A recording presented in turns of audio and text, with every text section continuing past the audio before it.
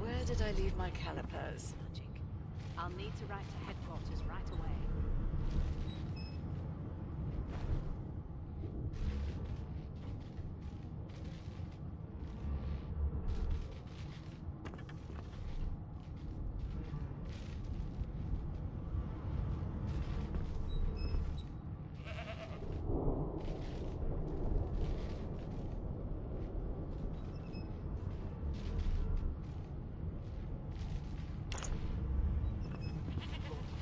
What a well of knowledge this tome is.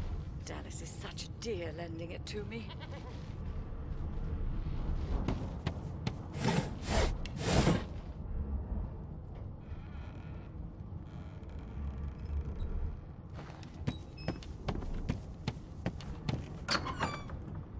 Why won't you sing?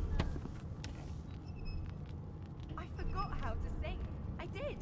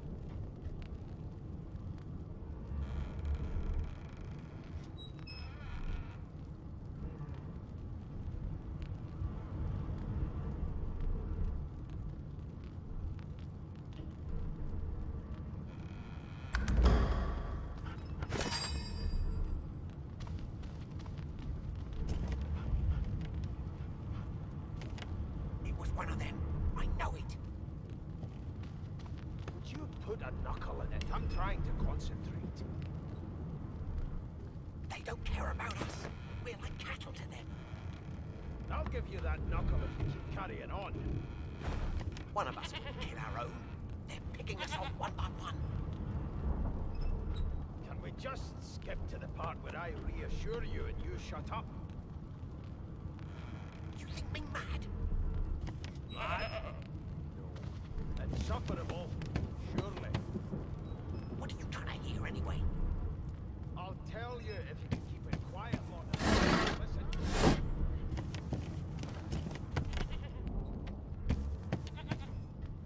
You're a human, like me.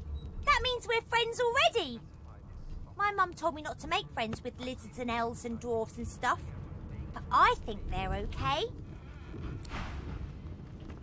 Do you know Losa? She's a really good singer. I'm better though. Listen. La la la la la. Ah, there you are. Husband. Would you please tell this very charming gaggle of not at all brat-like babes that I am by no accounts this Losa woman, nor do I sing, in fact. I'm deathly allergical.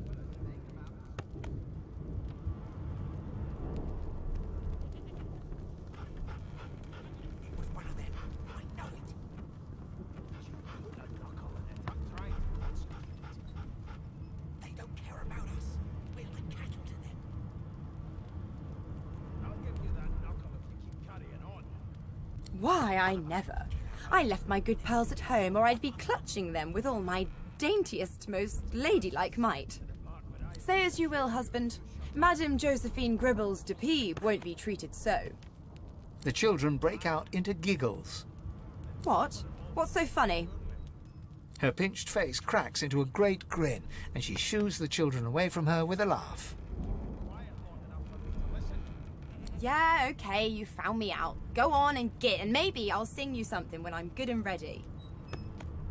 She turns to you, dark-eyed and dirty-haired, and smiles flatly.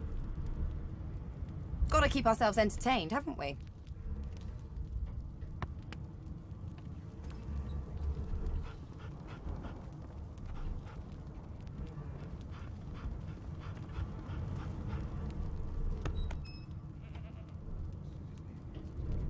You presume right.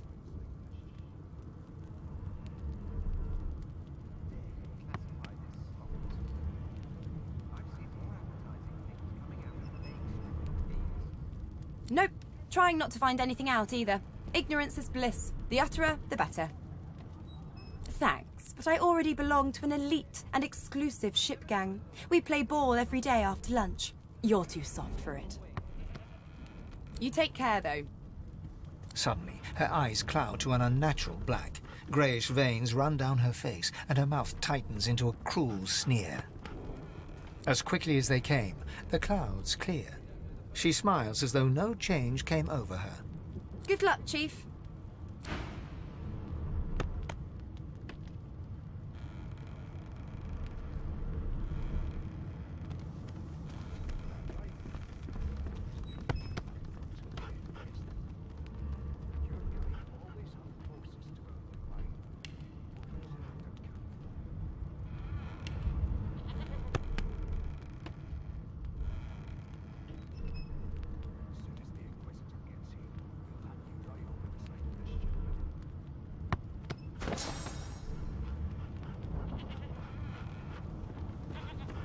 It was one of them. I know it. Would you put a knuckle in it? I'm trying to concentrate. They don't care about us. We're like cattle to them. I'll give you that knuckle if you keep carrying on. One of us wouldn't kill our own. They're picking us off one by one. Can we just skip to the part where I reassure you and you shut up? You think me mad? Mad? Insufferable, surely. What are you trying to hear anyway? I'll tell you if you can keep it quiet long enough for me to listen.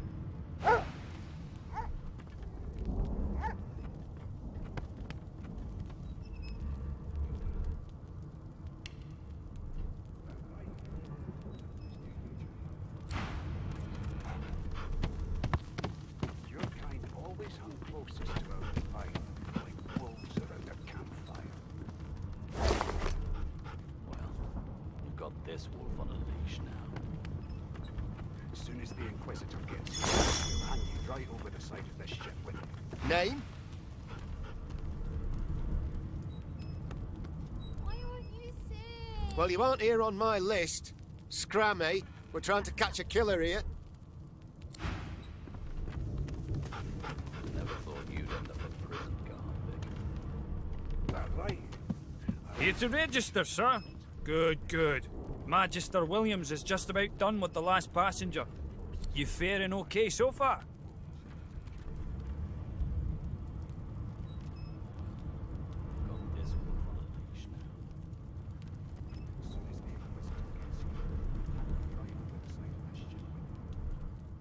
Trust me, with Bishop Alexander in charge, things will get a lot better from here on out.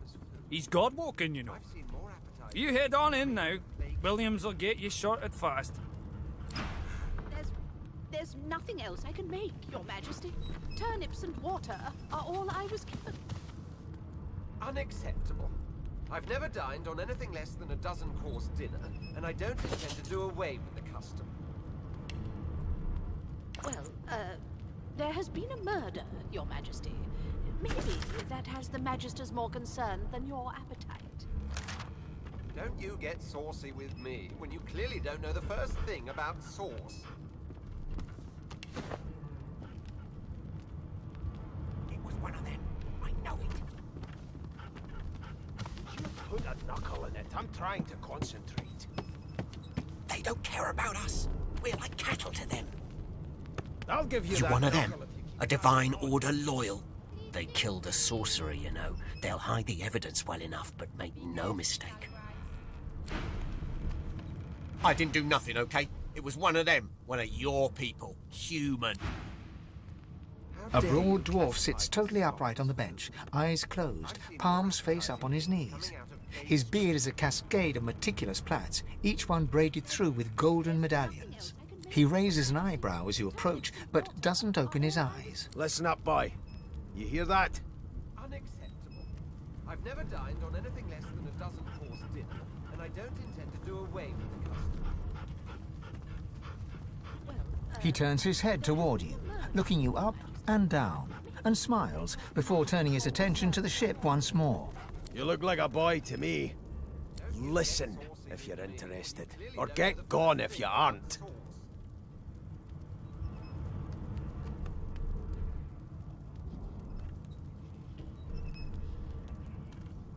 His eyes snap open. He... Murder? Ah, that's what they were going on and on about. Your kind always hung close. I wouldn't know anything about it. I kill a man. He knows who done it. His daddy knows who done it. And the mayor knows who done it too. His eyes flutter shut, and he assumes his position of repose once more. Whether they catch me is another matter. But I ain't one to hide my accomplishments. The ship, of course.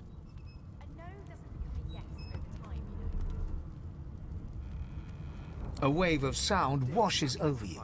The unintelligible chatter of your shipmates, the groaning of wood from floor to ceiling, the boom, crash and crackle of waves around you, complaints from the sea itself.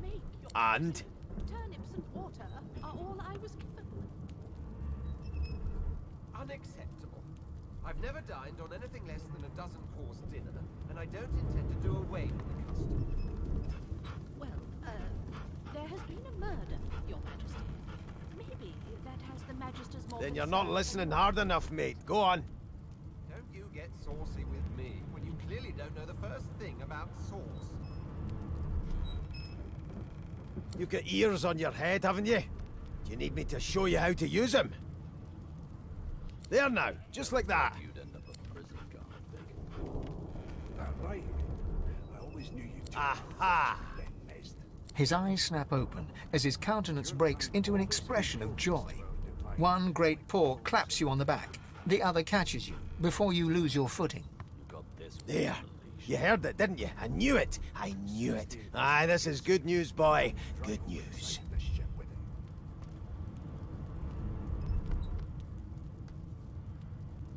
No, you beautiful idiot. That wasn't any rat. It was the wheel. Squeaks whenever the helmsman jerks it clockwise, which means we're heading east. Burn my beard. That means if we'd been travelling for, yes, only 10.34 nautical miles to Fort Joy.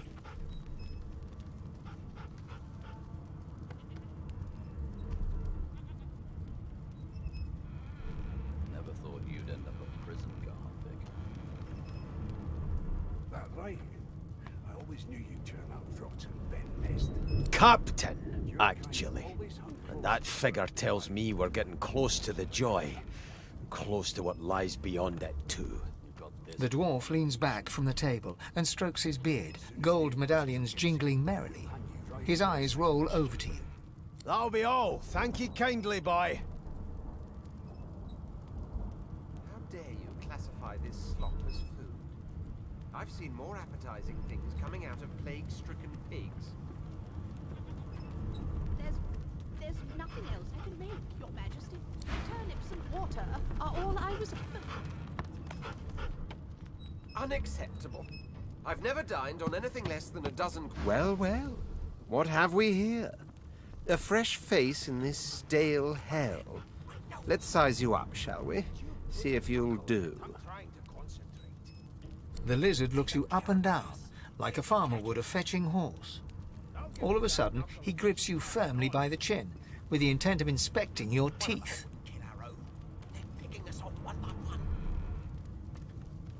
Can we just skip to the part where I reassure you and you shut up? I'm inspecting your teeth, in case that wasn't spectacularly obvious. There's some discoloration, but I've seen worse.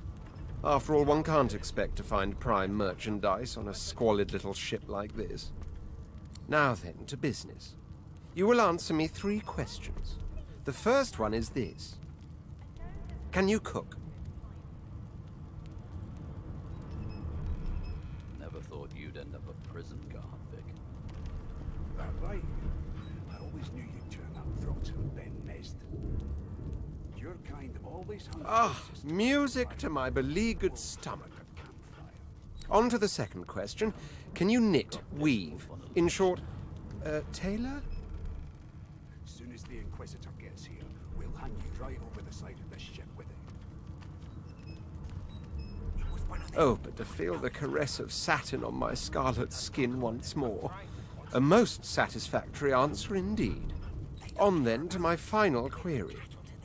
Have you the ability to administer the upkeep of one's personal appearance? The delicate art of cosmetics is what I'm after. Can we just skip to the part where I reassure you and you shut up? You think me mad? Mad? No. Insufferable? Surely. What are you trying to hear anyway? I'll tell you if you can keep it quiet long enough for me to listen. Goodness gracious me, what a bore. Off with you. Quite clearly, you wouldn't have done at all. Shoo. I forgot how to sing. I did. I spent my life singing for my slaves to bring me my supper.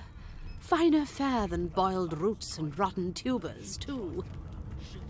Meanwhile, the Magisters feast on honeyed meat behind this very wall. The indignity. The acceptable distance for you to keep from me is at least 50 yards. Or the grave. Well, you've got this wolf on a leash now. As soon as the Inquisitor gets here, we'll hand you right over the side of this ship with it. How dare you classify this slop as food? I've seen more appetizing things coming out of plague-stricken pigs. There's nothing else I can make, Your Majesty. Turnips and water are all I was given. Unacceptable. I've never dined on anything less than a dozen-course dinner, and I don't intend to do away with the custom. Well, there has been a murder, Your Majesty. Maybe that has the Magisters more concerned than your appetite. Don't you get saucy with me when you clearly don't know the first thing about... I'm busy watching for clues, sorcerer. Go take your sub-story somewhere else. It was one of them. I know it. Would you put a knuckle in it? I'm trying to concentrate. A scruffy man lounges against the wall with scarred arms folded. Watch your back, new fish. There's a murderer on board, and I'd bet 3 months' pay it's this tramp Ifan. Rolling his eyes at the Magister's warning, the man named Ifan beckons again.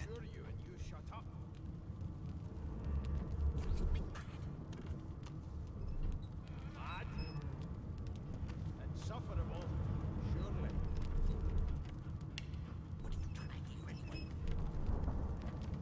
I'll tell you if you can keep it quiet long enough for me to listen.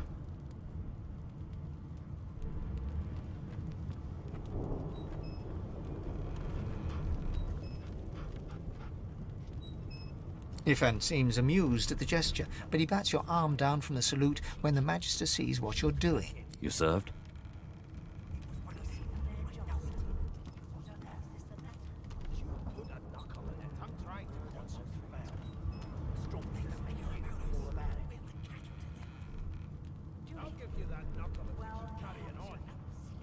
Me too.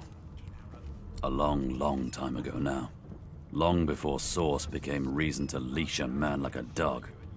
He leans in and adjusts your collar with a sharp tug, balancing its weight so it no longer presses unpleasantly on your neck. He winks. Pinches less that way, right? Hocking a phlegmy gobbet in your general direction, the sullen Magister settles back to his task of glowering at Ifan. And now, you.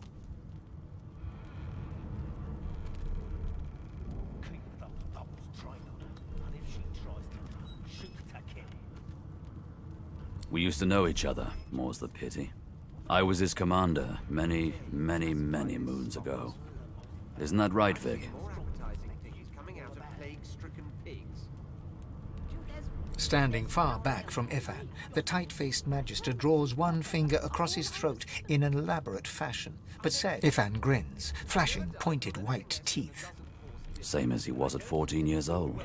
Only difference is somebody gave him a bigger sword, and now he's Johnny Big Pants. There has been a murder, Your Majesty. Maybe that has the Magister's more concern than your appetite. Don't you get saucy with me when you clearly don't know the first thing about No. The dead man, Finn, is it? I'd no business with him. And I wouldn't put a man down without good reason. He glances over at Magister Victor, who's staring back at him with pointed intensity. Damn shame sheer annoyance isn't reason enough.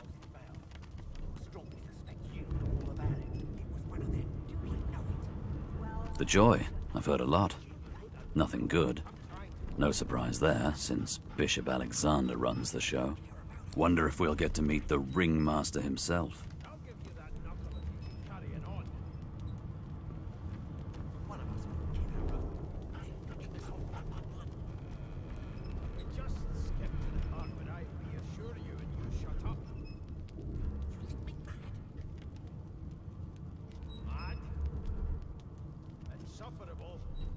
Easy now.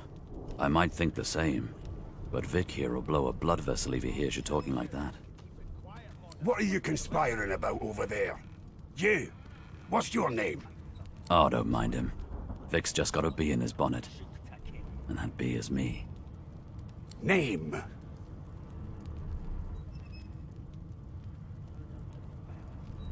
Magister Victor looks at you suspiciously, then scrawls something illegible down in a tiny notebook. He scowls at you as he stows the notebook back in his voluminous robes. I'll find out. I always do. Now away with you, at once. Ifan performs an elaborate pantomime of keeping quiet, one finger in front of his lips as he leans back against the wall. Well, there has been a murder, Your Majesty. Maybe that has the Magister's more concern than your appetite. Don't you get saucy with me when you clearly don't know the first thing about sauce. It was one of them. I know it. Would you put a knuckle in it? I'm trying to concentrate. They don't care about us. We're like cattle to them. I'll give you that knuckle if you keep carrying on. One of us would kill our own. picking us off one by one. Can we just skip to the part where I reassure you and you shut up? You think me mad?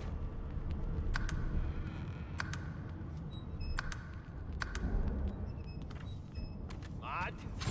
No. Insufferable? Surely. What are you trying to hear anyway?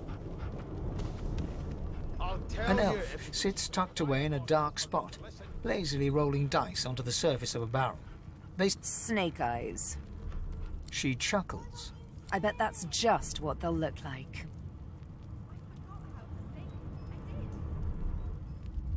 She shakes her head. Game for one, I'm afraid. Rolling dice. Deciding fates.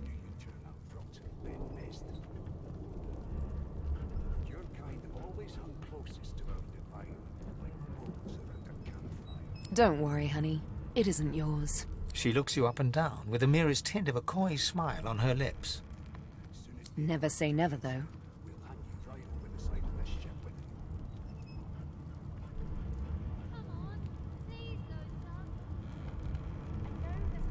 She eyes you quite seriously. Not the future, no. But I can read the past in flesh. One of the perks of being an elf, you see. I'm quite good at it, too. I could lick your arm and tell you how you spent the night before last. Shall I? She gives your arm a vigorous stroke of the tongue, efficient like a cat grooming. You were in a cellar with other sorcerers. As everyone lay sleeping, you lay awake thinking of someone back home. A very special someone. You were reminiscing about the things you used to do together.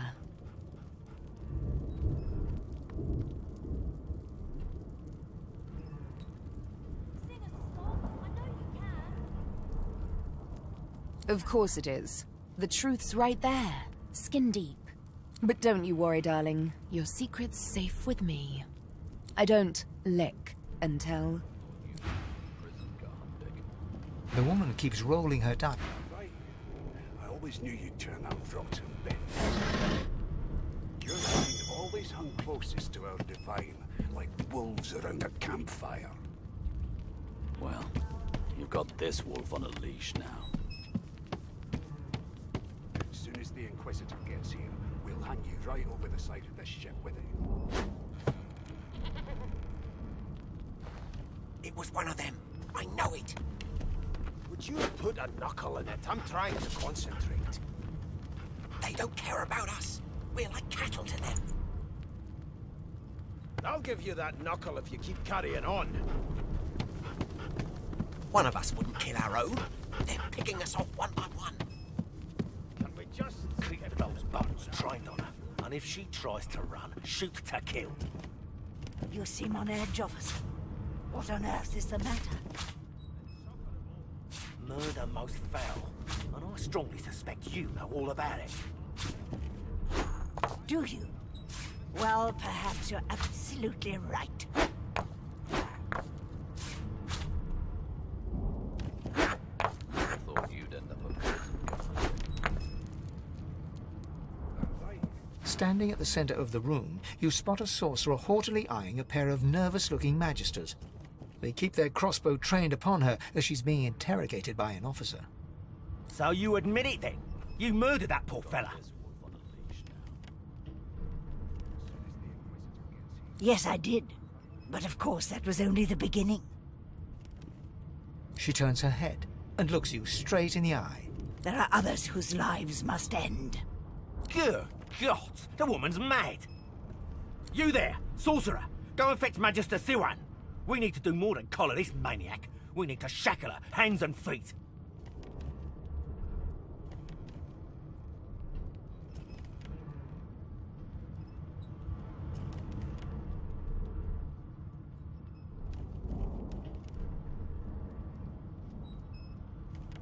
It means your journey draws to a close. Do stick around for its finale, though, because... She reaches for her collar and simply removes it. I'm just about to create a scene. Subdue her men, quickly! If she casts Source, the Voidwoken will come. They'll end us all. She smiles with wicked satisfaction. Precisely.